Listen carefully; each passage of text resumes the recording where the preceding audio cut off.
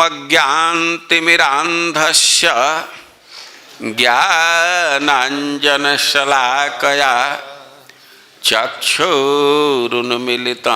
येन तस्मै श्रीगुरवे नमः। हे कृष्ण करुणा सिंधु दीनबंधो जगत्पते गोपेश गोपिका कांत राधा कांत नमस्तुते।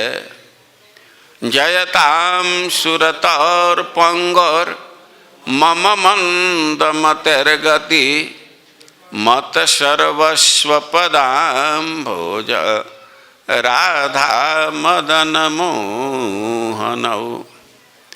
तप्त कांचन गौरांगे राधे वृंदावनेश्वरी वृषभानुसुते देवी प्रणमामि हरिप्रिय।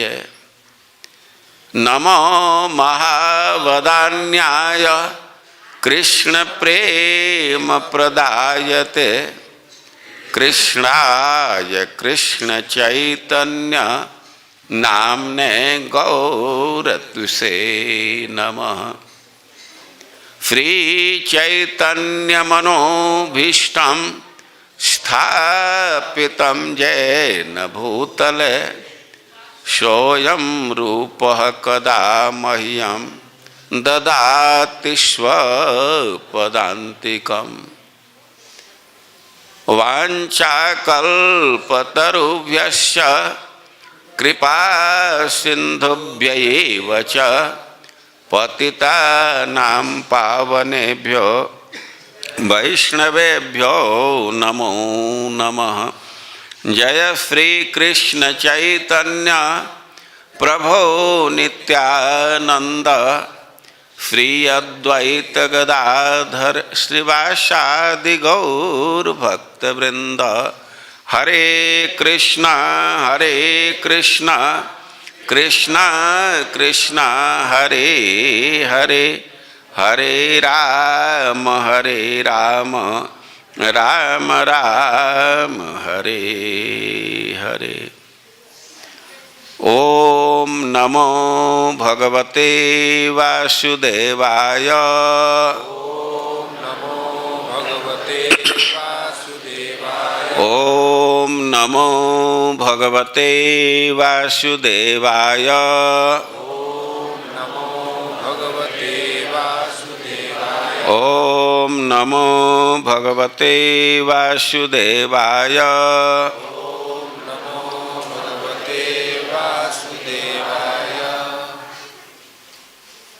श्रीमद्भागवतम 7-5-54 5वें अध्याय का 54 नंबर का श्लोक। यदा आचार्यः परावृत्तः गृहमेधीय कर्मसु वयस्य हि बालकः तत्र सोपहूतः कृतक्षणः। यदाचार्यः परावृत्तो गृहमेधीय कर्मसु वयस्यैर्बालकैस्तत्र सोपहूतः कृतक्षणः। यदाचार्यः परावृत्तो गृहमेधीय कर्मसु वयस्यैर्बालकैस्तत्र सोपहूतः कृतक्षणः।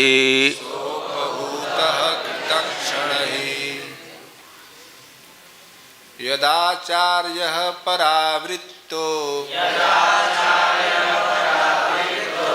गृहमेधीय कर्मसु वयस्यैर्बालकैस्तत्र सोपहूतः कृतक्षणैः यदाचार्यः परावृत्तो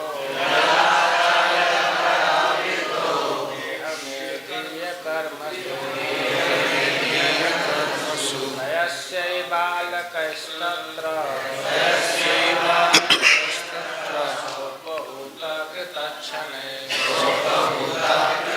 माताजी, यदा जब आचार्य शिक्षकगण परावृत्तः काम में लग गए, गृहमेधीय गृहस्थ जीवन के कर्मसु कार्यों में वयस्य ही समान आयु वाले अपने मित्रों बालक ही बालकों के द्वारा तत्र वहाँ सह वह प्रहलाद महाराज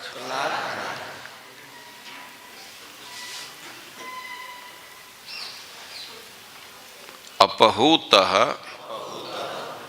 बुलाया गया।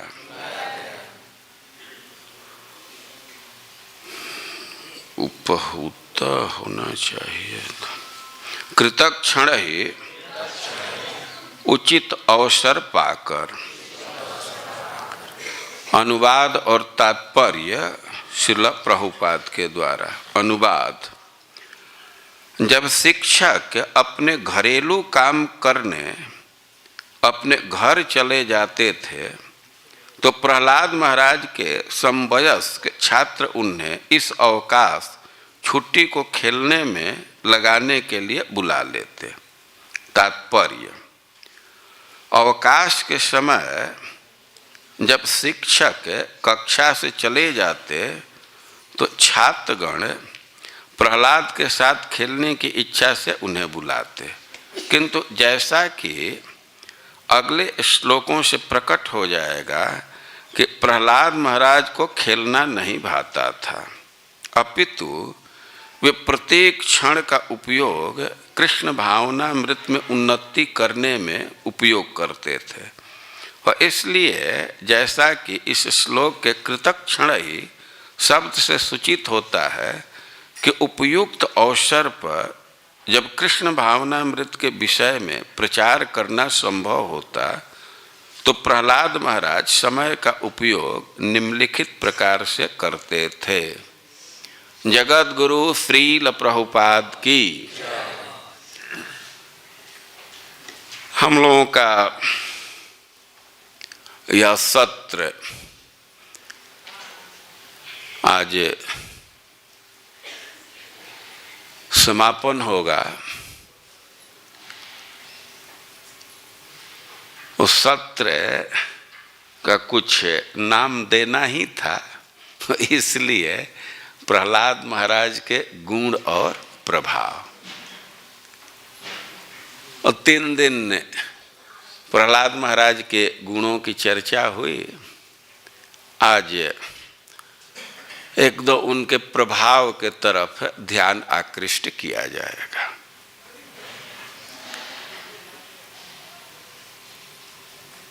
कथा आप लोग जानते हैं और आज अंतिम सत्र है। आयोजन के तरफ से ही कुछ समय तक कीर्तन किया जाएगा। आज बैठ करके नहीं, खड़ा हो करके कीर्तन होगा।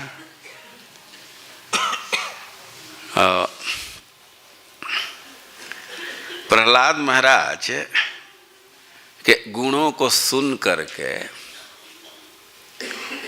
युधिष्ठिर महाराज पुनः प्रश्न कर दिए कि इतना महान व्यक्ति था, इतना सदाचारी, इतना बड़ा भक्त, और फिर भी उसका खास पिता ही शिक्षा के लिए नहीं, जान मारने के लिए इतना क्यों प्रयास किया। वो पहले ही उत्तर प्रारंभ किया जा चुका है। उसी बात को नारद जी आगे बतला रहे हैं। प्रहलाद महाराज जब स्कूल में गए, गुरुकुल में गए, तो वहाँ बच्चों के साथ पढ़ाई प्रारंभ किए। और जैसे और बच्चों को शिक्षा दिया जाता था और इनको भी शिक्षा दिया गया। लेकिन जो शिक्षक थे तो वे प्रहलाद महाराज को लेकर के हिरण्यकश्यप के पास आए। शिक्षक शुक्राचार्य के पुत्र थे, संड और अमर्क। कोई कोई संडा मर्क एक ही व्यक्ति का नाम बोलता है।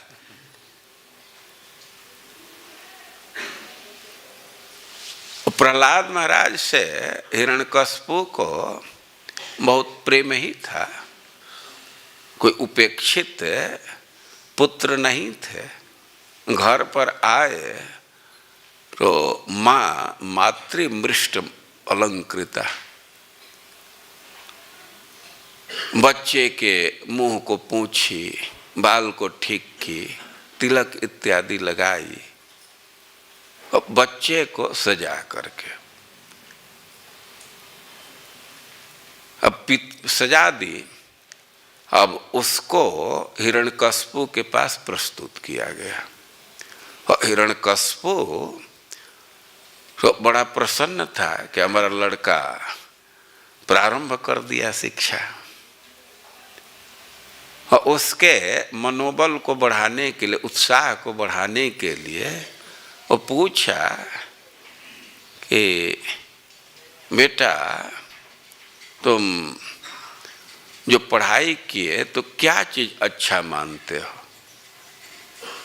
कोई भी चीज जो तुमको पसंद पड़ा हो, अच्छा हो, तो उसको सुनाओ। वो प्रहलाद महाराज भी बोल दिए, तत्साधु मन्ये सुरवर्ज देहिना। अरे कि हम तो अच्छा उसी को मानते हैं कि जो घर गृहस्थी में पढ़ करके सदैव उद्विग्न है,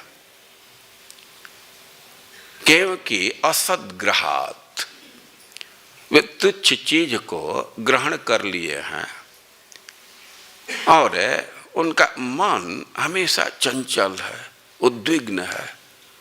हम तो यही अच्छा मानते हैं कि ऐसे गृहस्थी का त्याग करके और गतो वनम, वन में जा करके हरिमाश्रयेत, भगवान का आश्रय ग्रहण किया जाए। ध्यान देना चाहिए, तत्साधु मन्ये, हम उसको साधु मानते हैं। यत हरिमाश्रयेत, भगवान की शरणागति स्वीकार करे। यत और तत् का संबंध है। ऐसा नहीं है कि गृहस्थी छोड़ दिया उसको कह रहे हैं कि वो बहुत अच्छा है। गृहस्थी छोड़ करके यत हरिमाश्रये तत्साधु मन्ये, गृहस्थी का त्याग किया और भगवान का आश्रय ग्रहण किया तो इसको मैं अच्छा मानता। ध्यान देना चाहिए कि भगवान की शरणागति स्वीकार करना, उनका आश्रय लेना, यह अच्छा है। घर का त्याग करके और कोई गांजा पीने लगे, एकदम वन में जा करके ऋषिकेश में,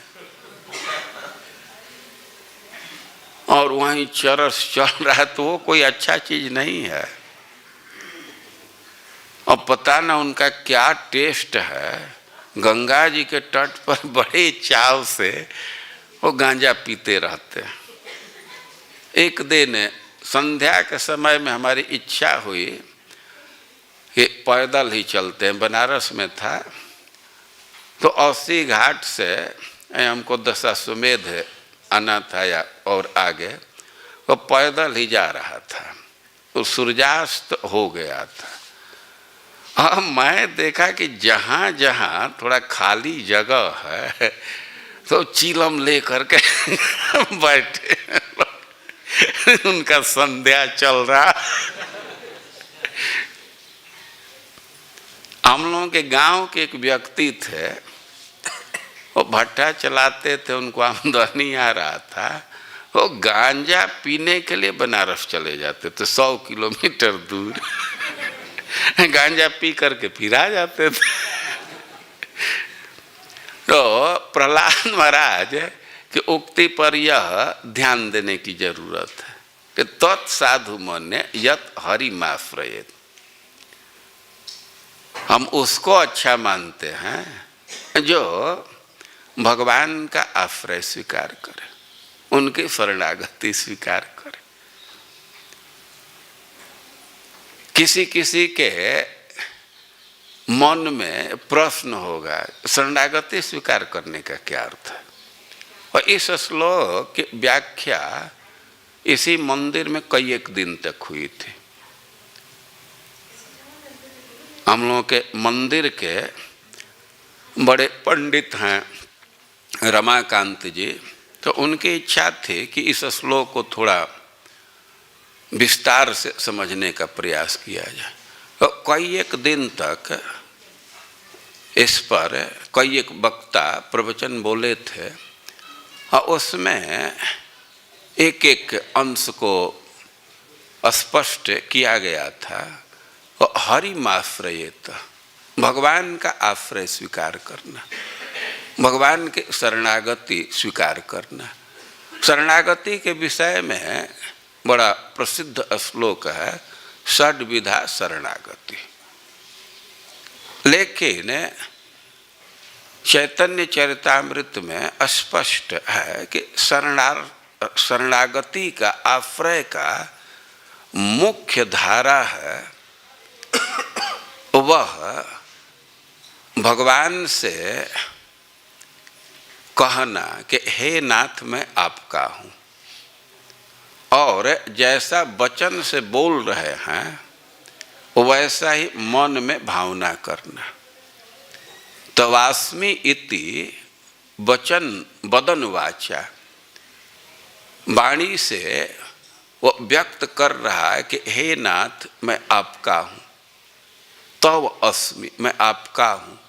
और तथैव मनसा विदन, जैसा बोल रहा है तो उसी की भावना होनी चाहिए। ऐसा नहीं कि जबान से कुछ बोल रहे हैं मन में कुछ सोच रहे हैं। और तत्स्थान माश्रित्य तन्वा मोदित शरणागति है, शरणागत। और शरीर से भगवान के लीला भूमि का आश्रय करना चाहिए। तो शरणागति के मुख्य अंश है कि वचन से यह कहना कि हे नाथ मैं आपका हूँ, और मन में यही भावना करना, और शरीर को किसी लीला स्थली में रखना, यह शरणागति का मुख्य धारा। और प्रहलाद महाराज कह रहे हैं कि यद हरिमाश्रयेत, वो हरि का आश्रय ले। छोटा सा बच्चा है और हिरण्यकश्यप को तो हंसी आ गई, ये क्या बोल रहा है। बच्चे वो कोई एक बात बोल देते हैं।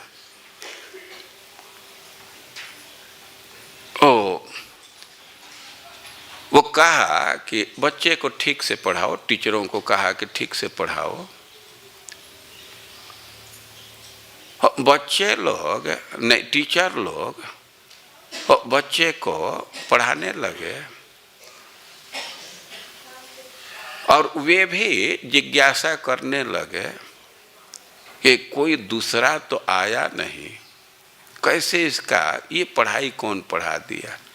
उनको कौतुक सा पूछे कि कौन आप पढ़ा दिया, ऐसा विचार कैसे आ गया। और कि ये विचार अपने से नहीं आता है, दूसरे से नहीं आता है।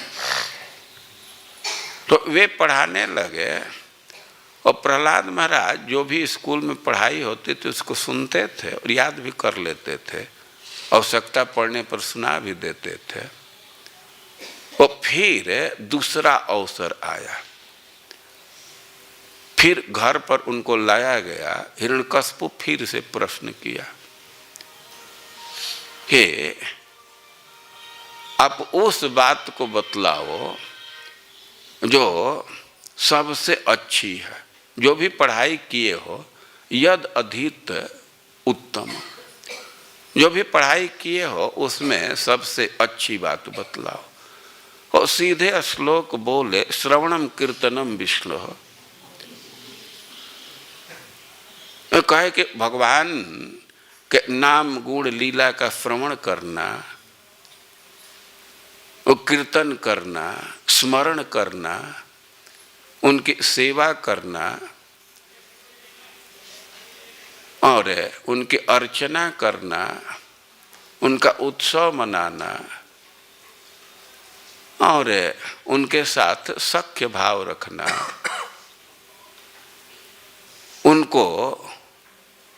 उनका अपने को सेवक मानना और भरण पोषण की चिंता न करना। अब हम तो इसी को सर्वोच्च शिक्षा मानता।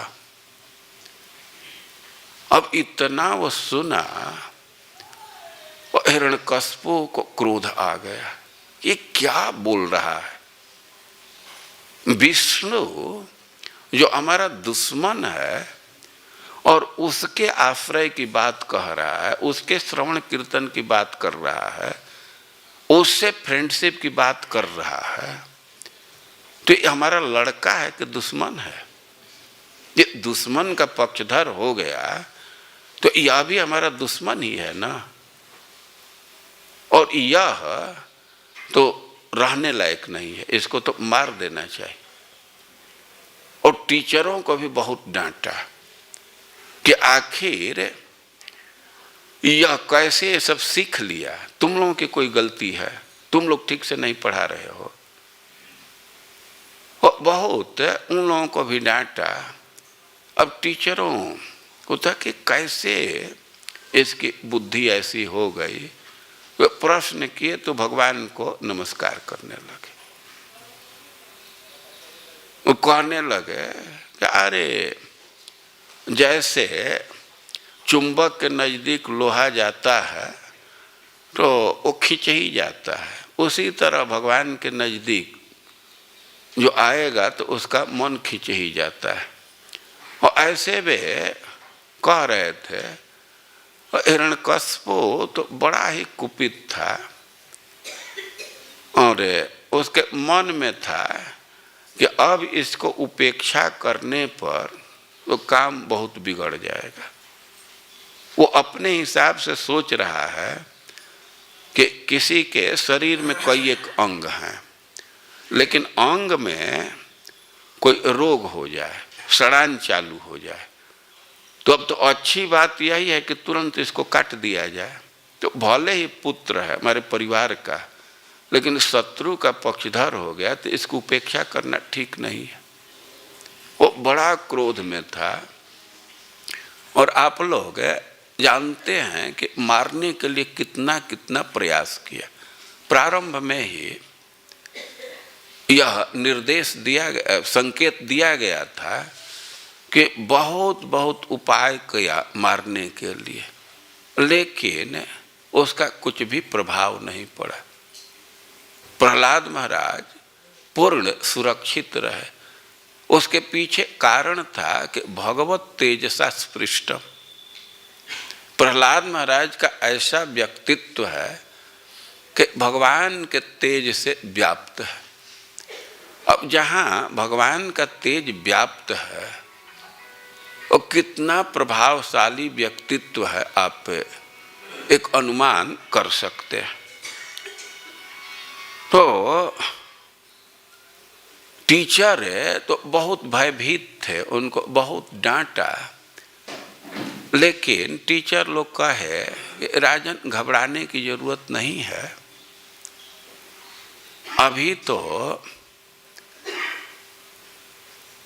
यह छोटा बच्चा है और इसके विचार से आप क्यों भयभीत हो रहे हैं? अरे छोटे बच्चों का विचार तो उम्र बढ़ने से ही बदल जाता है।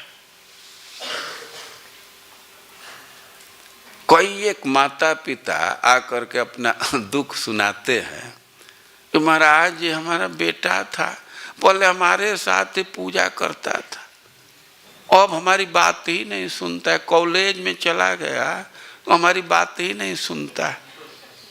पहले तो पूजा करने के लिए हमसे भी आगे वो तैयार था, झगड़ा करता था कि हम घंटी बजाएंगे जॉब भी करता था। वो लोग समझाए कि अरे उम्र बढ़ता है तो स्वाभाविक विषय के प्रति आकर्षण होता है, तो बहुत संभावना है कि ऐसे ही बदल जाएगा इसका मन। और नहीं तो उतना धैर्य रखिए जब तक हम लोगों के पिताजी लौट करके नहीं आते, और वे 2-4 क्लास लेंगे तो इसका मन जरूर बदल जाएगा। वे लोग फिर स्कूल में ही रखे, पढ़ा रहे थे, लेकिन टीचर लोग गृहस्थ थे। वो कह रहे हैं एक दिन की घटना कि यदाचार्य परावृत्तो, वे लोग शिक्षण कार्य से विरत हो गए। वे 24 घंटा तो शिक्षण कार्य नहीं चलता है, और कुछ देर तक पढ़ाए और इसके बाद घर चले गए, और कुछ भोजन करने के लिए अवकाश मिलता है, भोजन करने के लिए गए तो थोड़ा घर का काम करने लगे। घर गृहस्थी का ऐसा स्वरूप है कि वहाँ कुछ न कुछ काम पेंडिंग पड़ा ही रहता है, वो जल्दी समाप्त नहीं होता है, कुछ न कुछ लगा रहता है। तो टीचरों के विषय में कह रहे हैं कि गृह में धिये कर्मसु, अब कुछ घर गृहस्थी के काम में लग गए और इधर स्कूल में खाली समय, तो वयस्यैर बालकस्तत्र सोपहूत कृतक्षण। प्रहलाद महाराज के जो साथी हैं वो प्रहलाद महाराज से स्नेह करते थे, उनको पसंद करते थे। अब खाली समय है तो सोपहूत, वो लोग उनको बुलाए, वो कह रहे हैं कि कृतक्षण ही वयस्यैर बालक ही, उन बालकों के द्वारा बुलाए गए कि जो उत्सव मनाना चाहते थे, खेल खेलना चाहते थे, आनंद लेना चाहते थे, और उनको खेल खेलना था, लेकिन प्रहलाद महाराज को पसंद करते थे, उनको भी बुलाए। या दूसरा अर्थ है कि कृतक्षण, वे बच्चे महसूस किए कि खाली समय है तो इसका उपयोग करना चाहिए। प्रहलाद महाराज का ऐसा व्यक्तित्व था कि पहले से आकृष्ट थे। वो प्रहलाद महाराज को बुलाए, और जब प्रहलाद महाराज को बुलाए तो अथतांस लक्षणया वाचा प्रत्याहूय महाबुध उवाच विद्वान तन्निष्ठा कृपया प्रहसन्निव। जब वहाँ प्रहलाद महाराज पहुँचे अपने साथियों के बीच में, उनको निमंत्रण मिला, तो कह रहे हैं कि तान प्रत्याहूय, वे भी उनको संबोधित किए, अपने तरफ अभिमुख किए, और श्लक्षणया वाचा, बड़े ही मधुर वाणी से उवाच बोले। और प्रहलाद महाराज के विषय में कह रहे हैं कि महाबुध, वे बड़े ही विद्वान थे, बड़े बुद्धिमान थे। महाबुध, सामान्य विद्वान नहीं, बड़े विद्वान थे। कल एक भक्त प्रश्न कर रहे थे कि यहाँ तो कहा जा रहा है कि न वेद जगदीदृशम, वे तो संसार के इस रूप में देखे ही नहीं रहते, देखते ही नहीं हैं, और उनके प्रवचन से लगता है कि संसार का खूब ज्ञान रख रहे हैं। और सिद्धांत समझना चाहिए कि उनको संसार के ज्ञान की कमी नहीं है। वे तो नारद जी से सब सिद्धांत सुन चुके हैं। आत्मा का क्या स्वरूप है, देह का क्या स्वरूप है, आत्मा का अन्वेषण कैसे करना होता है, भगवान कैसे प्रसन्न होते हैं, जीव की दुर्गति क्या है, वो सब विषय गर्भ से ही जानते हैं। यानी कि महाबुध। और एक बात कह रहे, विद्वान तन्निष्ठा। वे जानते थे कि ये जो स्कूल के बच्चे हैं तो इनका भविष्य क्या है, ये कहाँ जाने वाले। आज के शब्द में कहा जाए तो जानते थे कि अभी पढ़ाई कर रहे हैं, वो कैंपस सिलेक्शन के लिए कंपनी आएगी और एक बार उठा करके ले गए तो अपने कैंपस में डाल दी। वहाँ जो अब रेस्टोरेंट में खाना हो, जो ड्रिंक करना हो खाओ, हमारा काम करो। अब ब्याह शादी होने के बाद बंधन में पड़ेंगे ही। तो कह रहे कि विद्वान तन्निष्ठा एक अर्थ है। दूसरा अर्थ कर सकते हैं कि विद्वान तन्निष्ठा। बालक गण प्रहलाद महाराज से स्नेह कर रहे हैं, उनमें श्रद्धा रख रहे हैं। तो प्रहलाद महाराज को भी यह पता था वे कौन किस प्रकार का भाव रख रहा है, तो वो पता चल जाता है। तो कह रहे हैं कि विद्वान तन्निष्ठा। प्रहलाद महाराज समझ रहे थे कि गुरुओं के मुख से पढ़ रहे हैं, लेकिन उनके तरफ उनकी श्रद्धा नहीं है। हमको ही गुरु के रूप में ये मानते,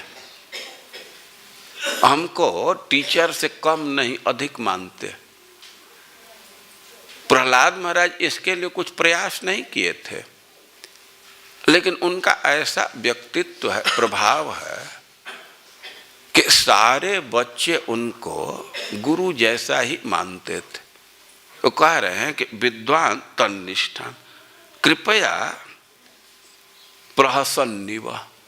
तो थोड़ा हंसते हुए बोल रहे हैं। हंसते हुए बोल रहे हैं इस अर्थ में हंस रहे हैं कि एक तरह से वे कटाक्ष कर रहे हैं, सार्कास्टिक उनका व्यवहार है। हंस रहे हैं कि इन लोगों का क्या निष्ठा है, इतना मेहनत करके पढ़ाई कर रहे हैं, इतना कष्ट सह करके पढ़ाई कर रहे हैं, और इसका रिजल्ट क्या होगा। खाओ चबाओ बस इतना ही न, जो पशु भी कर सकते हैं तो वही काम ते करेंगे।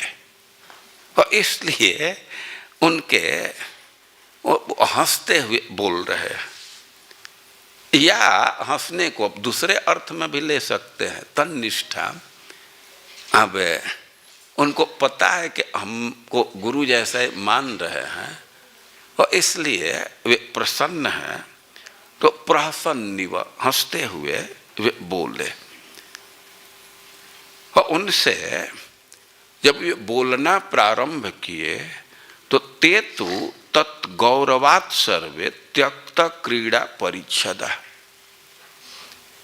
पहले तो वे खेल का सामान लेकर के तैयार थे, खेलने के लिए ही बुलाए, लेकिन प्रहलाद महाराज थोड़ा एक दो बात बोले, उनको कहे कि पहले हमारी बात सुनो।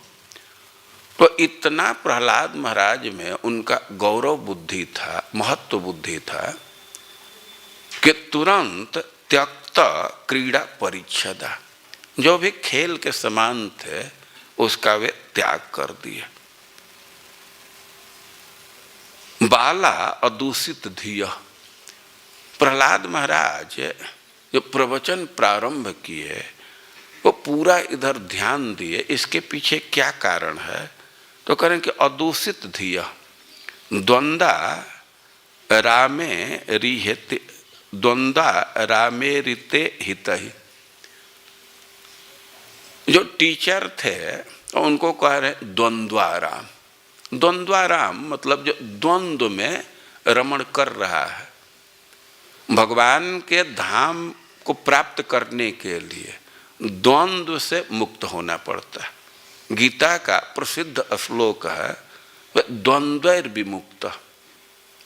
जो वैकुंठ के अन्वेषण में लग जाता है, उस पथ पर चलता है, तो एक लक्षण आता है कि द्वंद्वैर विमुक्त, वह द्वंद्व से मुक्त हो जाता है। फिर द्वंद्व का क्या मतलब? जो जोड़ी में रहता है, सुख दुख, राग द्वेष, मान अपमान, इसको द्वंद्व कहते हैं। वो कह रहे हैं कि द्वंद्वा राम ईरित ईहित है।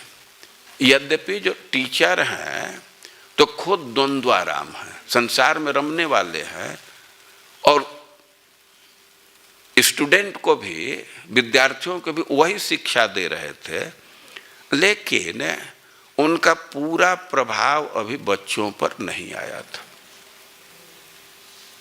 पूरा प्रभाव नहीं आया था। और दूषित धिया, अभी बच्चों की बुद्धि कलुषित नहीं हुई थी। देखिए, जब तक बुद्धि दूषित नहीं है तब तक उसको भक्ति पंथ पर लाना बहुत आसान होता है, और एक बार दिमाग में जब कचरा भर गया तो उसको निकालना बहुत कठिन होता है। ये संसार भर गया तो उसका संस्कार समाप्त करना बड़ा कठिन होता है। संत लोग उदाहरण देते हैं कि कोई खाली बर्तन है या एकदम सादा कागज है, और उस पर कोई सेंट गिर गया या घी गिर गया तो उसी का वास वो फैलने लगता है। लेकिन कागज को एक बार अब किसी दूसरे तेल में डुबा दिए तब उस पर दूसरे चीज का प्रभाव चढ़ना बहुत कठिन होता है, जल्दी चढ़ता नहीं है। तो बच्चों के विषय में कह रहे हैं कि यद्यपि वे लोग द्वंद्व की ही बात पढ़ा रहे थे, लेकिन न उनके वचन का न व्यवहार का इन पर असर हुआ था, और दूषित धिया, उनकी बुद्धि ठीक थी। और पर्युपासत राजेंद्र तन्यस्त हृदय क्षणा, जब उनको संबोधित किए प्रहलाद महाराज तो पर्युपासत, उनको घेर करके वे बैठ गए।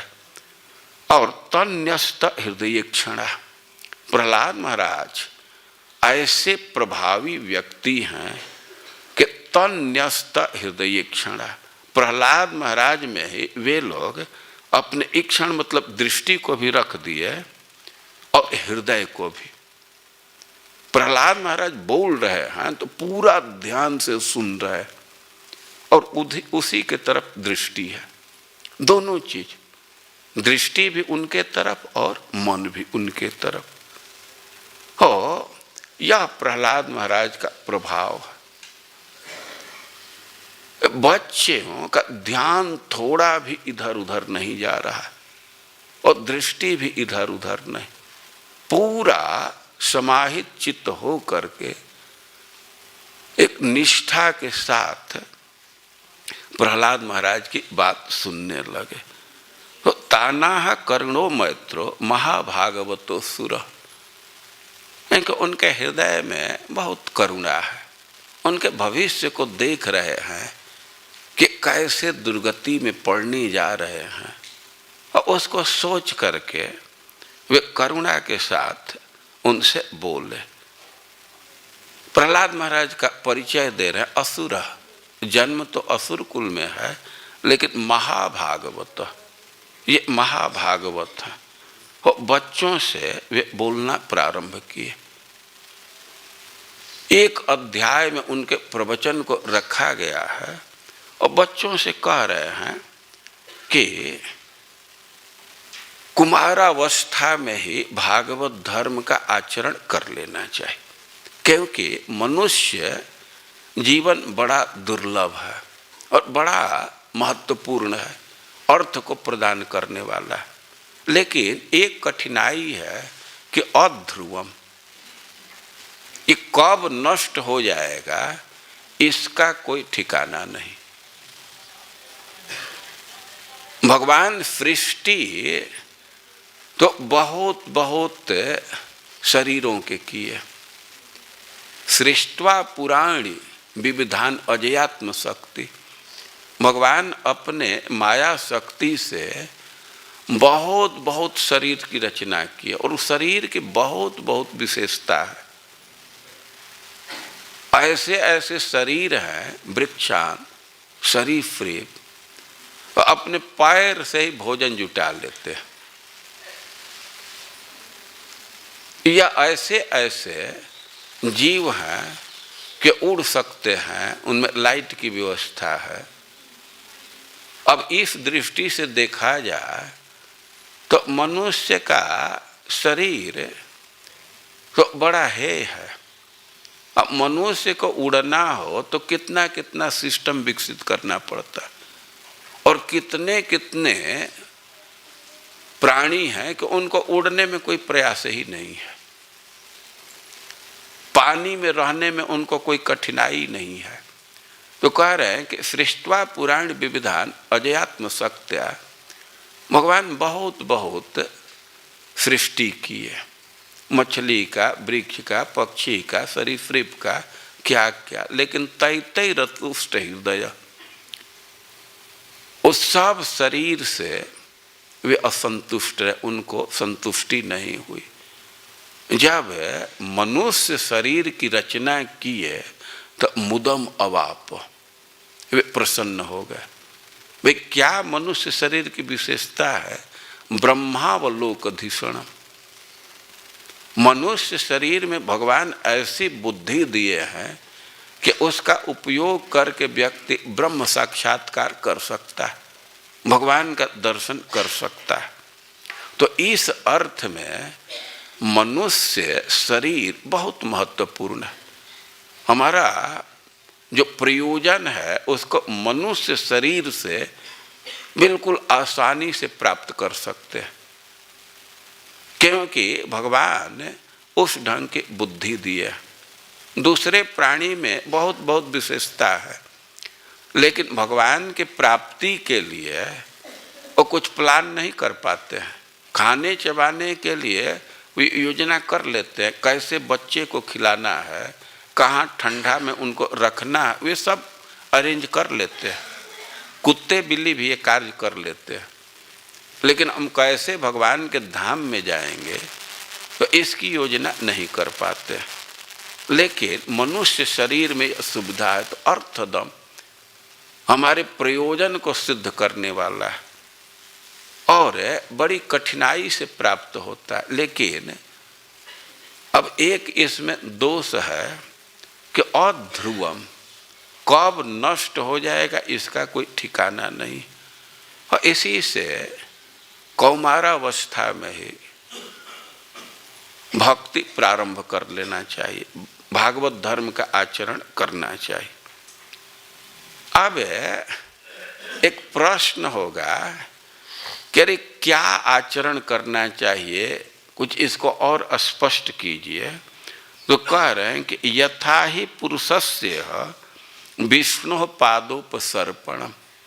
प्रहलाद महाराज बच्चों से कह रहे हैं कि उचित चीज यही है, समुचित तथ्य यह है कि भगवान के चरण के तरफ बढ़ा जाए।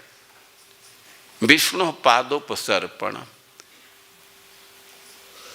मनुष्य के लिए यही उचित है कि भगवान के चरण के तरफ बढ़े, उनके तरफ बढ़े।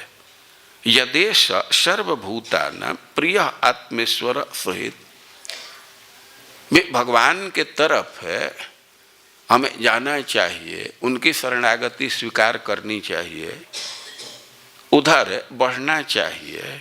इसके पीछे कारण क्या है? तो कह रहे हैं कि ये सर्वभूतानां प्रिय, भगवान सारे प्राणियों के प्रिय है।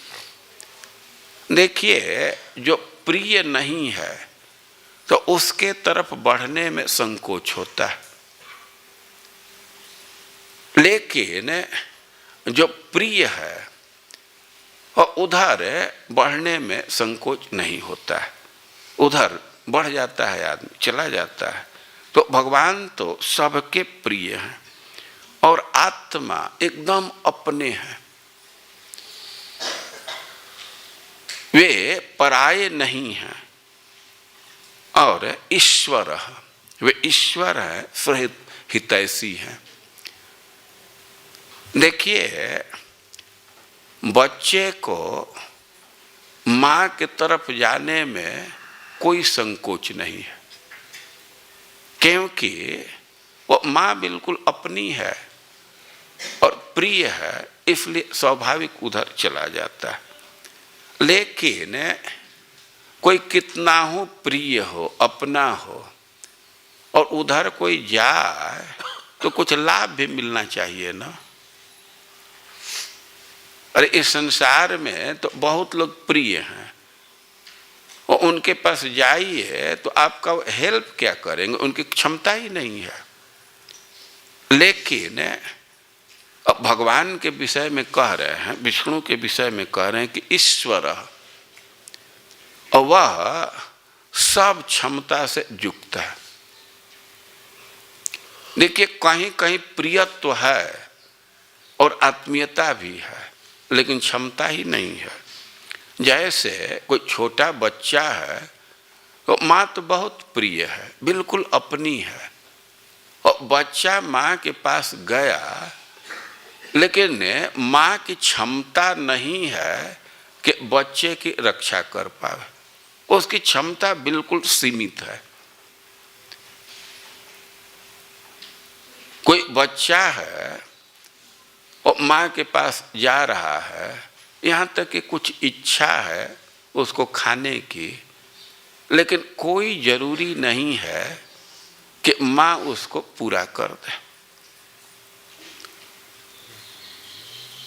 अश्वत्थामा के विषय में कहा जाता है कि उसकी माँ बहुत स्नेह करती थी, लेकिन अश्वत्थामा दूध चाह रहा था, खास करके दूसरे बच्चों को देखता था दूध पीते हुए, तो वह भी दूध पीना चाहता था। लेकिन अश्वत्थामा के माँ के स्तन में पर्याप्त दूध नहीं था, वो अपने स्तन में भी दूध नहीं है और गाय भी नहीं है, तो वो लाचार हो जाती थी। बच्चा दूध मांगता है, एकदम लाचार हो जाती थी। ऐसा लिखा गया है कि बच्चे को हट दे करके वो पानी में आटा घोर करके दे देते थे कि बच्चा पियो। वो बच्चा से स्नेह है, बिल्कुल अपना है। बच्चा को भी माँ प्रिय होती है, अपनी है, लेकिन माँ की क्षमता बहुत सीमित है। माँ के हृदय में तो क्या क्या लालसा उठती है। माँ की क्षमता हो तो सब अपने बच्चे को सर्वोच्च पद तक पहुंचा दे, लेकिन उनकी क्षमता सीमित है। ऐसा देखा जाता है कि कोई बच्चा है, माँ के गोद में है और माँ अपना प्रयास कर रही है कि बच्चे की रक्षा कर ले, लेकिन गोद में रखे रखे बच्चे का निधन हो जाता है। माँ की क्षमता होती रक्षा करने की तो ऐसा नहीं होने देती। लेकिन भगवान की विशेषता दे रहे हैं कि ईश्वर, वे कुछ भी करने में समर्थ है। और ईश्वर का एक और भी भाव है कि जो भक्ति नहीं करेगा उसको दंड देने में भी वह समर्थ है। ऐसा नहीं है कि हम लोगों के लिए खुला ऑप्शन है, भक्ति करे न करे। भगवान की अधीनता नहीं स्वीकार करेंगे तो भगवान दंड देने में भी सक्षम है। तो ईश्वर, जब मान लीजिए कि कोई व्यक्ति बहुत समर्थ है, उसके बहुत क्षमता है, लेकिन उसके पास जाने से लाभ क्या होगा? वो कुछ देना ही नहीं चाहे, सौहार्द नहीं है, तो कुछ लाभ नहीं होगा। और भगवान के विषय में कह रहे हैं कि सहित परम हितैषी हैं। वो कह रहे हैं कि उचित चीज यही है, यथार्थ चीज यही है, समीचीन चीज यही है कि भगवान के चरणों के तरफ बढ़ा जाए, क्योंकि वे प्रिय हैं, अपने हैं, समर्थ हैं और सुहृद हैं, हित करने वाले। वो ऐसे व्यक्ति को छोड़ करके और कहीं दूसरे के तरफ कोई जा रहा है और उसको बुद्धिमान नहीं माना जाएगा। अक्रूर जी का नाम आप जानते हैं। अक्रूर जी मथुरा से नंदगांव आए, ब्रज में आए कृष्ण बलराम को लेने के लिए। अक्रूर को कंस भेजा था कि कृष्ण बलराम को लाओ। यद्यपि कंस भेजा, उसकी आज्ञा से अक्रूर जी गए, लेकिन अक्रूर जी की अपनी योजना थी। अक्रूर जी की योजना थी कि कृष्ण बलराम को हम अपने घर में लाएंगे, कंस के भेजने से क्या हुआ। तो आए बड़ा उत्साह से, कृष्ण बलराम को रथ पर बैठा करके और वायु वेगेन बहुत तेजी से मथुरा की तरफ बढ़े। लेकिन रास्ते में ही बहुत देर हो गई। जो पैदल जा रहे थे वे पहले पहुंच गए और ये रथ पर थे, इनसे विलंब हो गए। विलंब का कोई एक कारण था कि जो पैदल का रास्ता था तो वह तो शॉर्टकट था, वो छोटा रास्ता था।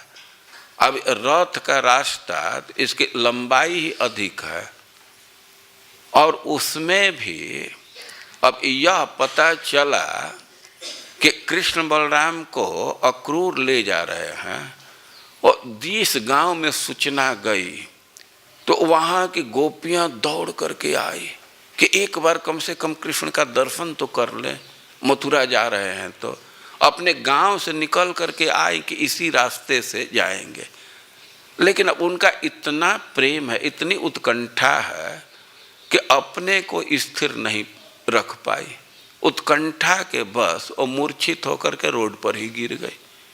अब अक्रूर जी के सामने समस्या थी कि कोई एक स्थान पर वो रोड पर गोपियां मूर्छित पड़ी हुई, तो उनके देह पर चढ़ा करके तो रथ नहीं ले जाएंगे ना। अब उनको बचाने के लिए रथ को मोड़ना पड़ता था, स्पीड एकदम स्लो। कहीं कहीं उस रथ के रास्ते पर भी, वो कोई डामर का रोड नहीं था, मुरम का रोड था, तो उस पर कुछ कुछ वृक्ष जम गए थे, झाड़ियाँ उग गई हैं। तो अब झाड़ी से तो रथ को नहीं लेकर के जाएंगे और उसके लिए रथ को बहुत घुमा करके लाना पड़ता। जहाँ भी जंगल है, वन है, तो यहाँ इसका अनुभव हम लोग करते हैं। कई एक भक्त बैठे हैं, उनके गांव में जाने पर रोड सीधा है, लेकिन कहीं थोड़ा सा नाला फूट गया है या झाड़ी है, तब उसके बचने के लिए बहुत दूर से घूम करके फिर उस रोड पर आना पड़ता। और तो ऐसे रथ आने में देर हो गई। और अब जब यहाँ दोपहर में स्नान करने लगे अक्रूर जी, तो अब तो भगवान के रूप को देख करके, उनके ऐश्वर्य को देख करके और इतना विस्मय में पड़ गए, स्तुति करने लगे बहुत देर तक। तो इसमें भी कुछ देर हो गई और जो पैदल जा रहे थे वहाँ पहुँच गए, लेकिन वे नगर में पहुँचे नहीं। उपवन आसाद्य, नगर के बाहर जो उद्यान था, उपवन था, वहाँ पहुँच करके प्रतिक्षंतो वो तस्थिरे, वहीं वे रुक गए कृष्ण की प्रतीक्षा करते हो। खास करके कृष्ण के जो सखा थे तो बड़ा चिंतित हो गए, उनके बंधु बांधव बड़ा चिंतित हो गए कि उतना तेजी से रथ ले करके चला अक्रूर, ये रथ अब तक पहुंचा क्यों नहीं। देखिए, जहाँ स्नेह होता है तो विविध प्रकार की आशंका मन में आने लगती है। ये स्नेह का स्वभाव है। वो फालतू फालतू की शंका मन में आने लगती। तो वे बहुत सशंक हो गए कि इतनी देर हो गई, कोई एक्सीडेंट हुआ, क्या हुआ। सखा लोग वृक्ष पर चढ़ करके देखते थे कहीं रथ दिख रहा है कि नहीं, ऊंचे टीला पर चढ़ करके देखते थे। और अक्रूर जी के साथ भगवान वहां पहुंचे और कहे अक्रूर जी को कि आप रथ लेकर के जाइए, रथ लेकर के जाइए, हम तो यहीं रुकेंगे। अब इतनी बात सुने तो अक्रूर जी कहने लगे कि नाहम भवद्भ्याम रहित प्रवेक्षे मथुराम पुरी, कि आप दोनों से रहित होकर के मैं मथुरा में प्रवेश नहीं करूंगा। और वो कहने लगे कि आपके लिए भी यह उचित नहीं है। भक्तम ते भक्त वत्सल, आप भक्त वत्सल हैं और मैं भक्त हूं, तो हमारा त्याग करना उचित नहीं है। और कई एक बात कहने लगे कि हमारे आग्रह को स्वीकार कीजिए, पुनीहि पाद रजसा, अपने चरण धूलि से हमारे घर को पवित्र कीजिए। पहले तो सनातन कुर्वधोक्षज, हम तो आपके सेवक हैं, तो हमारा घर भी तो आपका है, तो एक तरह से वो अनाथ पड़ा हुआ, अभी घर का स्वामी तो पहुंचा नहीं। सनातन कुर्वधोक्षज, उसको सनाथ कीजिए। पुनीहि पाद रजसा गृहान्नो गृह मेधिन, ये कह रहे हैं कि अपने चरण धूलि से हमारे घर को पवित्र कीजिए। हम लोग गृह मेधी हैं। गृह मेधी का अर्थ है, मेध हिंसा के अर्थ में होता है कि गृहस्थी का ऐसा रूटीन होता है कि हिंसा हो ही जाती है। झाड़ू देने में, चूल्हा जलाने में, ढेकी चलाने में, पानी रखने में कोई एक स्थान है कि हिंसा नित्य हो जाता है। तो कह रहे हैं कि पुनीहि पाद रजसा गृहान्नो गृह मेधिन, हम लोग गृहस्थी हैं, हमारे घर को पवित्र कीजिए। कैसे? पुनीहि पाद रजसा, अपने चरण धूलि से। और मानो भगवान कहे, अरे चरण धूलि से घर पवित्र होना है तो उसमें क्या समस्या है? कोई गमछा निकालो, झाड़ करके ले जाओ, छिड़क दो, ये तो कोई समस्या नहीं है। तो प्रार्थना कर रहे हैं कि पुनीहि पाद रजसा गृहान्न गृह मेधिन, और हैं कि हम आपका वहाँ चरण धोना चाहते हैं। यत शौचे नानुतृप्यन्ति देवा साग्नय, ऐसे श्लोक है। तो कह रहे हैं कि आपका चरण धोवन एक बार मिल जाता तो सब समृद्धि आ जाएगी, क्योंकि एक बार चरण धोने का अवसर मिलेगा तो सब देवता प्रसन्न हो जाएंगे, पितर प्रसन्न हो जाएंगे, अग्नि प्रसन्न हो जाएंगे। और यह सिद्धांत है कि जिस गृहस्थ से पितर प्रसन्न है, अग्नि प्रसन्न है, और यत शौचे नानुतृप्यन्ते साग्नय, पितर, अग्नि और देवता, तो ये सब प्रसन्न है तो स्वाभाविक उस घर में समृद्धि रहती है। और कह रहे हैं कि हमारा घर समृद्ध हो जाए। मानो भगवान को भी समस्या नहीं है। अरे धूल से नहीं संतोष है, कमंडल लाओ, धो करके ले जाओ, हमको कोई आपत्ति नहीं है। तुम्हारे घर में समृद्धि हो जाए उससे नहीं कोई दिक्कत है। लेकिन फिर भी अक्रूर जी को संतोष नहीं। वे कह रहे हैं कि अवनिज्यांग ऋजुगलम, आपके चरण जुगल को धो करके बलि कीर्तिमंतों में भी महान हो गए। तो जैसे बलि महाराज को अवसर दिए कि उनके जगमंडप में बैठे और वे अपने हाथ से चरण धोए, तो वैसा मैं अवसर चाह रहा। और बड़े कातर प्रार्थना करने लगे। भगवान कहे कि देखो अभी हम फीस्ट खाने के लिए नहीं आए। अक्रूर जी कह रहे थे कि आप संकोच मत कीजिए, अपने भाई को भी ले लीजिए, जो भी साथ में सबको लेकर के चलिए। हमारे घर में खाने पीने की वस्तु की कमी नहीं है, रहने की कमी नहीं है। ये संकोच में मत पड़िए कि हम कैसे चलें दूसरे को छोड़ करके। और भगवान कहने लगे कि देखो मैं फीस्ट खाने के लिए नहीं आया। आखिर हमारी समस्या को समझो। हमारे माता पिता जेल में है ना, वे कष्ट में है ना, और उनको मैं जेल में छोड़ करके और हम लव फीस्ट खाते चले तो दुनिया क्या कहेगी?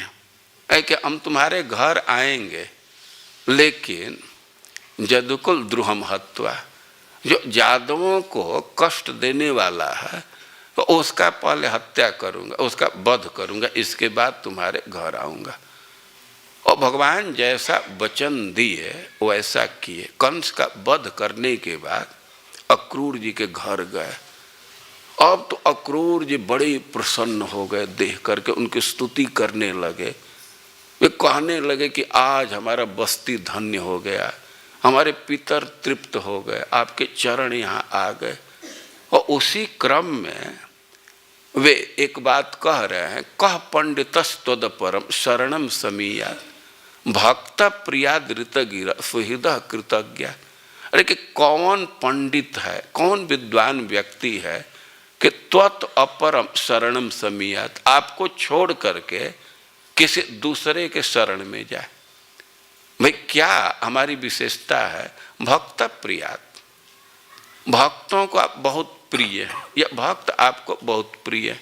भक्त प्रियात ऋतगिरा, आप जो कहते हैं तो उसको सच करते हैं, उससे हटते नहीं हैं, आपका वचन बिल्कुल सत्य है। और सुहृद कृतज्ञ, आप किसी के सेवा को समझते हैं, थोड़ी भी कोई सेवा करता है तो उसका प्रत्युत्तर देते हैं। सेवा प्रत्यक्ष करने की बात तो दूर है, जो सेवा करने को सोचता है उसको भी आप समझ जाते हैं। और आप सुहृद हैं, हित करने वाले हैं। और एक चीज कह रहे हैं कि सर्वान ददाति भजत सुहृदो भी कामान। कह रहे हैं कि आपका जो भजन करता है तो सर्वान ददाति, उसके सारे मनोरथ को पूर्ण करते। तो भगवान की क्षमता है कि किसी व्यक्ति के सारे मनोरथ को पूर्ण कर सकते हैं। तो इस अर्थ में एक कह रहे हैं प्रहलाद महाराज, ईश्वर, ये भगवान सर्वसमर्थ है, कुछ भी करने में समर्थ है और बड़े ही उदार हैं।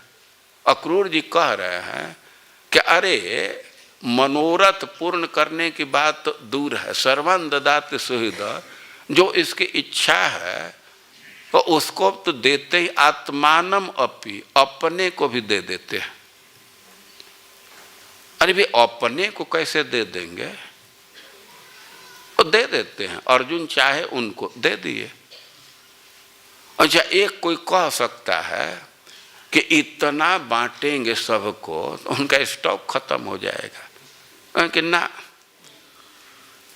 उपचयापचयो न जस्य, आप में उपचय और अपचय नहीं है। अरे भगवान अपने को दे देते हैं तो एक आदमी को ही देंगे ना। आप अपने को देना चाहें तो एक आदमी को देंगे, दूसरे को नहीं देंगे। लेकिन भगवान में उपचय और अपचय नहीं है। वे द्वारका से मिथिला गए, द्वारका में रहते हैं तो राजकीय ठाट में रहते हैं। सुधर्मा सभा में जाना है तो ड्राइवर रथ लेकर के आते हैं, दारुक रथ लेकर के आते हैं। और ऐसा नहीं कि रथ आया तो भगवान अपने से जा करके चढ़ जाए, वे हाथ पका करके चढ़ाते हैं। देखते हैं ना, कोई बड़ा व्यक्ति है और ड्राइवर साहब के लिए दरवाजा भी खोलता है कार का, बंद करके तब अपने सीट पर जाता है। और कभी कभी तो बहुत बेवकूफ़ी करते हैं लोग इस सन्यासियों के लिए भी दरवाज़ा खोलते हैं, बंद करेंगे। अब इतना ध्यान नहीं रहा कि 2 मिनट बर्बाद कर दिए उसी में, उसकी कोई आवश्यकता नहीं होती है कभी कभी, लेकिन अब सम्मान में करते हैं। और दारू के रथ पर हाथ पकड़ा करके बैठाता था। और दारू का रोज का काम था। एक दिन आए और पहले से कुछ पता नहीं था, और रथ पर रथ आ गया, बैठ गए तो कहे कि आज मिथिला चलना है। और ऋषियों को भी प्रस्ताव दिए कि आप लोगों को भी जनकपुर का दर्शन करना हो तो आप भी चल सकते हैं। अब भाई सीता जी का क्षेत्र है, अवसर मिला तो ऋषि मुनि लोग भी चढ़ गए। और भगवान सब धीरे धीरे भक्तों का दर्शन देते हुए मिथिला के नज़दीक पहुँचे। मिथिला में उनके 2 भक्त थे, दोनों प्रतीक्षा में थे। श्रुतदेव पंडित वे भी भक्त हैं, अनन्य भक्त, और बहुलाश वहाँ के राजा भी। तो अब भगवान को दोनों के यहाँ जाना है, तो ऐसा नहीं कि बारी बारी से, दोनों उत्कंठित हैं। वो एक साथ ही दोनों के घर में चले गए। और यह भगवान की विशेषता है कि ऋषि मुनि का भी 2 सेट हो गया, वे लोग भी दोनों के घर में साथ ही गए। तो भगवान ईश्वर हैं, कुछ भी करने में समर्थ हैं, कुछ भी देने में समर्थ हैं। और प्रहलाद महाराज कह रहे हैं कि भाई हम तो यही कह रहे हैं कि समुचित बात यही है कि भगवान की शरणागति स्वीकार किए, उनके चरणों के पास बढ़ा जाए। और मानो कोई कह सकता है कि बात ठीक है, लेकिन मनुष्य जीवन में आए हैं तो मनुष्य का तो 4 पुरुषार्थ स्थापित किया गया है ना। अरे भोग करना, खाना पीना, जो देह का सुख है, तो यह भी तो कोई पाप नहीं है। मनुष्य को तो इसका भी अधिकार है। वो अभी इसी उम्र में हम लोगों को उधर भेज रहा है। अरे अभी तो कुछ दिन है, कुछ कमाने खाने का समय होता है, तो कह रहे हैं कि सुखमेन्द्रियकम दैत्या देह जोगे न देहि नाम सर्वत्र लभ्यते दैवात यथा दुख मयत्नत। और कि भगवान के भक्ति करने से, उनके चरण के नज़दीक जाने से ऐसा नहीं है कि देह के सुख से व्यक्ति वंचित हो जाएगा। जो इंद्रियों का भोग है तो देह जोगे न, शरीर मिला है तो मिलेगा ही। वे शरीर तो प्रारब्ध का फल है, और प्रारब्ध इसके साथ लगा हुआ है, तो प्रारब्ध में जो भोग है तो वो तो उपस्थित हो ही जाएगा, वो मिल ही जाएगा। वो कहीं भी व्यक्ति रहे, जो अपना कर्म फल है इस जीवन में भोगने का, तो सुख दुख आ जाते हैं। वह बिना किए कैसे भोग मिल जाएगा। तो कह रहे हैं कि सर्वत्र लभ्यते दैवात यथा दुखम यत्नतः। दैव से, प्रारब्ध से मिल ही जाता है। उदाहरण दे रहे हैं कि यथा दुखम यत्नतः, जैसे दुख बिना प्रयास का मिल जाता है। कौन व्यक्ति प्रयास करता है कि हमको बुखार आ जाए, हमको कोई बीमारी हो जाए? कोई प्रयास नहीं करता है ना। लेकिन अब प्रारब्ध में है तो आ जाता है। तो जैसे दुख आ जाता है वैसे सुख भी आ जाएगा। तो सुख के लिए प्रयास करना तो आयु को समाप्त करना। और अब इसी प्रयास में रहेंगे तो अपना जो गंतव्य है भगवान का चरण, उसको नहीं प्राप्त कर पाएंगे। और इसीलिए जब तक शरीर ठीक है उसके पहले ही, जब तक शरीर ठीक है तब तक भगवान के तरफ बढ़ने के लिए, कुशल के लिए प्रयास कर लेना चाहिए। कोई कह सकता है भाई स्मृति में कहा गया है कि बुढ़ापे में भक्ति करनी चाहिए। हम मान लिए कि भगवान के चरण के तरफ बढ़ना है, लेकिन अभी जल्दी क्या है? तो कह रहे हैं कि जल्दी करना उचित है, नहीं तो देर होने पर बहुत बहुत प्रकार की समस्या है। और एक तो पहले ही बतला चुके हैं कि इस शरीर का कोई निश्चित नहीं है कि कब नष्ट हो जाएगा। अच्छा, नष्ट ना भी हो तो कुछ समय तो ऐसे पहले ही निकल चुका है, सोने में, खेलने में। अब जो समय बचा है वो ऐसी स्थिति हो जाती है कि व्यक्ति भजन नहीं कर पाता। भजन क्यों नहीं कर पाता है? तो दो प्रकार की कठिनाई आ जाती है। एक तो मन इतना फंस जाता है कि भजन करना कठिन है। अच्छा, मन फंसे भी ना तो शरीर की शक्ति समाप्त हो जाती है। बहुत सारे लोग हैं कि उनका मन तो ठीक है, वृंदावन में आए हैं, लेकिन अब शरीर की यह स्थिति है कि परिक्रमा भी नहीं लगा सकते। बहुत सारे लोग कहते रहते हैं, महाराज हम पैदल नहीं चल सकते, हम दंडवत नहीं कर सकते, कमर ही नहीं झुका सकते। ये शरीर की यही स्थिति हो जाती है। अच्छा, मान लीजिए कि यह स्थिति न भी हो तो मन में इतना चिंता भरा हुआ है, वो इतना बंधा हुआ, एकदम जकड़ा हुआ है। अभी एक माता जी प्रश्न कर रही थी कि महाराज हम लोगों को तो बात समझ में आ रही है, निर्णय भी है कि भक्ति ही करनी चाहिए, लेकिन परिवार का इतना जिम्मेवारी है, हम लोग क्या करें?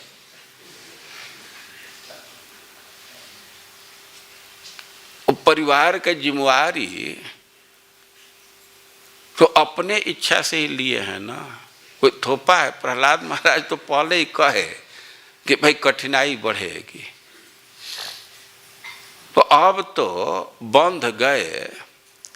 अब उसमें भी विकल्प है, यदि वास्तव में इच्छा होती है तो भगवान सहायता करते हैं, भगवान का आश्रय लेना चाहिए, तो भगवान कुछ व्यवस्था दे देते हैं।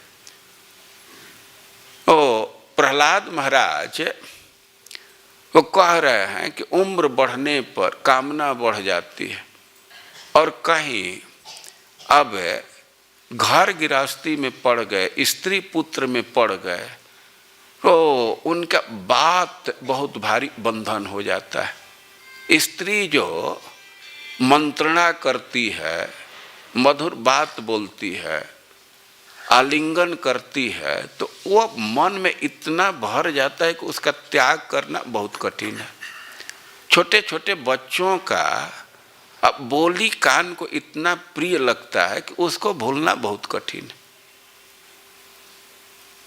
और चित्त उसी में लग जाए तो फिर भगवान का क्या चिंतन करेंगे? बहुत बहुत स्त्रियों के मुख से मैं सुनता हूँ कि और तो सब ठीक ही है महाराज, लेकिन वो जो नाती है ना, अब उसकी याद बहुत आती है, एकदम उसका चेहरा ही आंख पर छाया रहता है। तो यह सब कठिनाई है। तो इसलिए प्रहलाद महाराज कह रहे हैं कि प्रारंभिक अवस्था में भजन कर लेना अच्छा है। ऐसे प्रवचन कर रहे थे तो बच्चों को बड़ा आश्चर्य हुआ कि पढ़ाई हम लोगों के साथ किए और फिलॉसफी कुछ दूसरा देने लगे। और ये सब ज्ञान आपको कहाँ मिला? आखिर किस स्रोत से ज्ञान प्राप्त किए हैं उसको बतलाइए। हम लोगों के तो मन में बहुत भारी संशय हो गया कि आप इतना सुंदर ज्ञान प्राप्त कहाँ से किए, हमारे संशय का छेदन कीजिए। तब प्रहलाद महाराज बतलाने लगे। प्रहलाद महाराज के साथियों के सामने समस्या थी कि हम लोग तो एक साथ बोर्डिंग स्कूल में आए हैं और गुरु एक हैं, टीचर एक हैं, तो हम लोग तो ऐसा ज्ञान कभी सुने नहीं, आप कहाँ से प्राप्त कर गए? तो प्रहलाद महाराज बतलाए कि हमारे पिताजी तपस्या में चले गए थे, वे मंदराचल पर्वत के घाटी में तपस्या कर रहे थे। तो देवता लोग अपने स्वर्ग को खाली कराने लगे। पहले तो देवता लोग खुद ही स्वर्ग को छोड़ करके भाग गए थे। आप कथा सुन चुके हैं। जब हिरण्यकश्यप तपस्या में लग गया, घोर तपस्या में, तो देवताओं को फुर्सत मिली और फिर स्वर्ग पर अपना अधिकार करने लगे। तो इंद्र सोचे कि अब अवसर है तो घर को पूरा पूरा खाली करा दिया जाए। आप पहले सुन चुके हैं कि पूरे पृथ्वी पर उसका अधिकार तो हो ही गया। अपना आवास इंद्र का भवन ही बनाया, महेंद्र भवनम, जो विश्वकर्मा जी बनाए थे। तो हिरण्यकश्यप का पूरा परिवार वहाँ रहता था। लेकिन वो तपस्या में चला गया और देवता लोग स्वर्ग में आए। तो अब इंद्र सोचे कि घर को पूरा खाली करा दिया जाए। और हिरण्यकश्यप की पत्नी को, कयाधु को, वे पकड़ करके और निकालने लगे, बाहर ले जाने लगे। वो बहुत रो रही थी। कुररी पक्षी जैसे रोती है वैसे रो रही थी। लेकिन उस आसपास तो असुर थे। वो सब अपने जान बचाने के फेरे में पड़े। स्त्री रो रही है, अब उस पर कुछ ध्यान नहीं दिए। देवता लोग मारे न तो ये सब भाग गए। ये बेचारी रो रही थी, इंद्र घसीट करके ले जा रहे थे। और तब तक नारद जी आ गए और इंद्र को सीधा कहे, मुंच मुंच पर परिग्रहम। अरे ये क्या धर्म कर रहे हो? दूसरे की स्त्री का हाथ पकड़ लिया, ऐसा क्यों कर रहे हो? छोड़ो छोड़ो, तुम्हारे साथ तो विवाह नहीं हुआ है, इसे दूसरे के साथ विवाह हुआ है। अब तो इंद्र को ऐसे नारद जी बोले तो इंद्र कहने लगे कि गुरु जी, हमको इस स्त्री से नहीं कोई मतलब है। यह गर्भवती है, इसके गर्भ में हमारे शत्रु का तेज है। तो हम तो केवल उतने दिन के लिए इसको पकड़े हैं कि जब तक यह प्रसव नहीं कर देती। जब ही प्रसव करेगी, अपने शत्रु के अंश को खत्म करूंगा, बच्चे को मारूंगा और स्त्री को छोड़ दूंगा। और नारद जी कहे कि ना, वो काम नहीं कर सकते।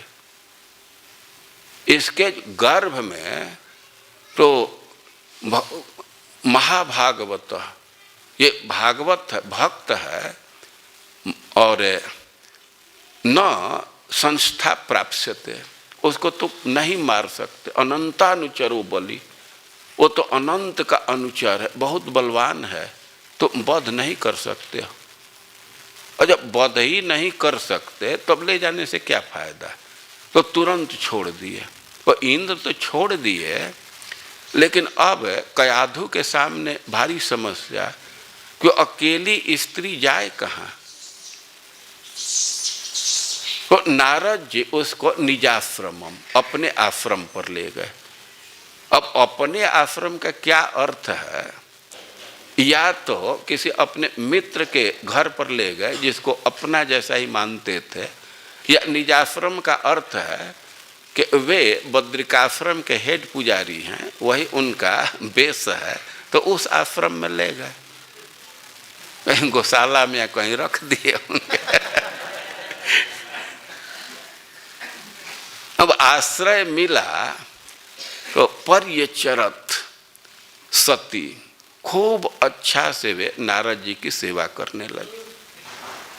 लेकिन कह रहे हैं कि सती पातिव्रत्य धर्म का पूरा आचरण करते हुए सेवा कर रही, और सेवा कर रही थी तो उसके मन में इच्छा थी। क्या इच्छा थी? कि इच्छा प्रसुप्त है, गर्भस्य क्षेमाय।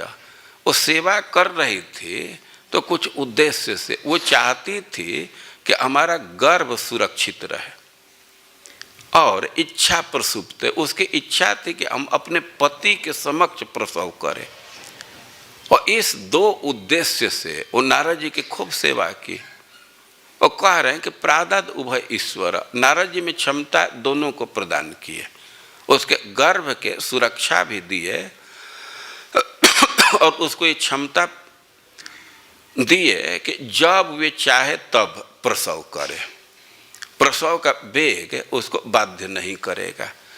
और उसी क्रम में प्रहलाद महाराज कह रहे हैं कि हमारी माँ को नारद जी ज्ञान प्रदान किए और माम उद्देश्य, उनका ध्यान मुझ पर था। और नारद जी अपने मुख से अपना वृतांत बतला रहे हैं कि मैं गर्भ में था, तभी नारद जी हमको उपदेश दिए, ज्ञान दिए। और कह रहे हैं कि दोनों को दिए, हमारी माँ को भी और हमको भी। लेकिन हमारी माँ उस ज्ञान को भूल गई। भाई भूल क्यों गई? स्त्रीत्वात्, क्योंकि स्त्री है। भाई स्त्री है तो ज्ञान कैसे भूल जाए? अरे स्त्री है तो इतना काम धंधा है, अब बच्चे का गोह मूत्र करना है, भोजन पति के लिए बनाना है, कि अब सब चिंता तो उधर लग गई तो उसमें भूल गया। दीर्घत्वात्, अरे काल भगवान तो ऐसे ही भुलाते रहते हैं, याद करने का प्रयास करते हैं, अभ्यास करते हैं, फिर भी काल भगवान भुलवा देते हैं। और जो अभ्यास ही न करे, मन दूसरे तरफ लगा हुआ है, तो क्यों नहीं भूल जाएगा? तो करें कि हमारी माँ भूल गई, हम उसको धारण किए हैं, और तुम लोगों की यदि श्रद्धा होगी, हमारी बात में श्रद्धा रखोगे, तो तुम लोगों को ही ऐसा ही ज्ञान हो जाएगा। और नारद जी क्या क्या उपदेश दिए हैं, सब उपदेश को भी बच्चों के समक्ष प्रहलाद महाराज प्रस्तुत किए। तो आप पहले ही सुन चुके हैं कि वे बड़े ही दत्त चित्त हो करके और सुन रहे थे। तन्यस्त हृदय क्षणा, अपने मन को उधर रखे थे, अपने दृष्टि को उधर रखे थे और बड़े दत्त चित्त होकर के सुन रहे थे। और क्योंकि प्रहलाद महाराज के प्रति बहुत गौरव बुद्धि था, बहुत महत्व देते थे। और प्रहलाद महाराज भी अब अच्छे स्टूडेंट पा करके खूब अच्छा से उनको ज्ञान दिए, भक्ति का ज्ञान दिए, देह आत्म का ज्ञान दिए, भगवान के भक्ति के महिमा को बतलाए। वो कह रहे हैं कि अथ दैत्य सुता सर्वे श्रुत्वा तदनुवर्णितम जगृहुर्निर्वध्यत्वात् तान नैव गुरुवन शिक्षितान।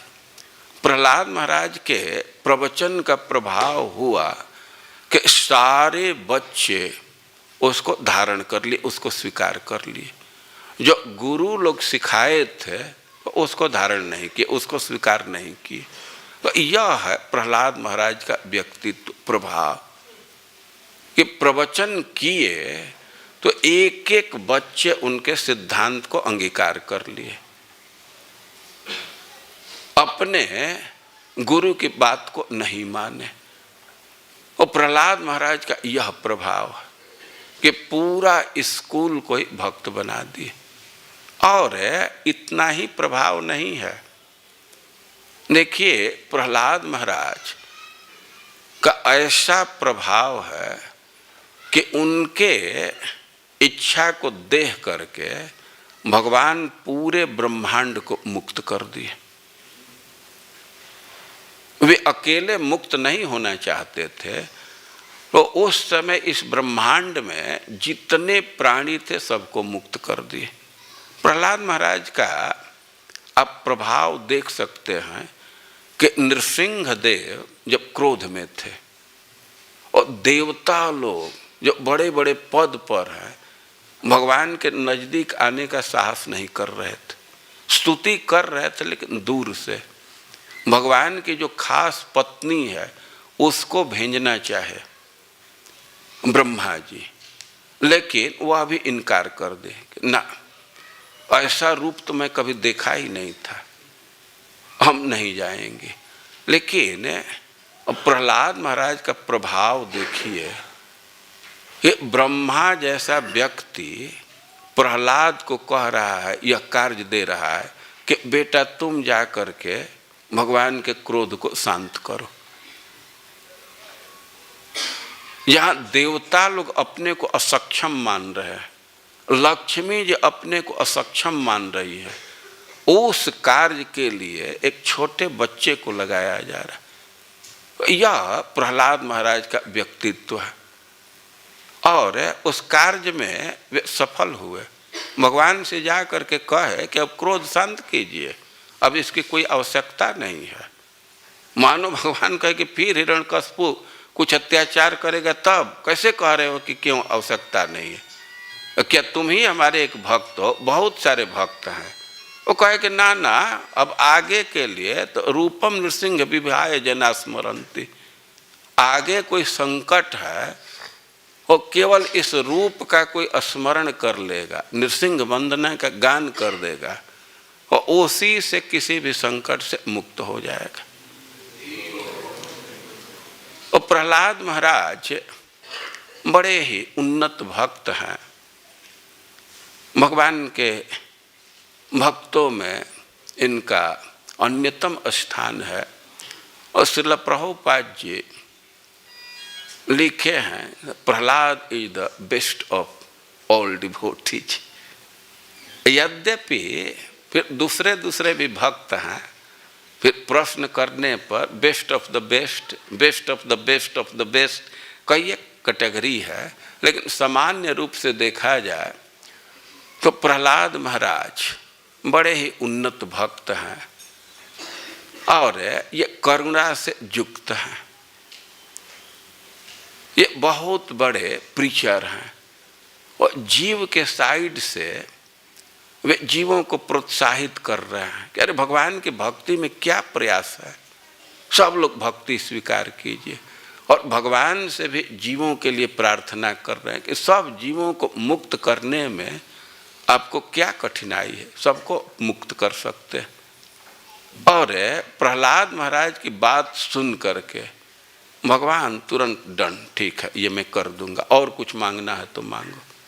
और ऐसा कहा जाता है कि उस समय के जितने भी जीव थे सब भगवान के धाम चले गए। तो यह प्रहलाद महाराज का प्रभाव। हम लोग जितना समय था और उसके हिसाब से कुछ प्रहलाद महाराज के गुण और प्रभाव के श्रवण करने का प्रयास किए। बोलने में कई एक भूल हो जाती है, त्रुटि हो जाती है, तो उसको आप लोग सुधार करके ग्रहण करेंगे। हरे कृष्ण। अभी इस कार्यक्रम का ही अंग है, क्योंकि आज समापन हो रहा है, तो थोड़े देर तक हम लोग कीर्तन करेंगे। पहले बैठ करके करेंगे, फिर खड़ा होकर के भी करेंगे, जिसको प्रसाद लेना हो प्रसाद लेकर के जाते भी रहेंगे। हरे कृष्णा कृष्णा कृष्णा हरे हरे, हरे राम राम राम हरे हरे।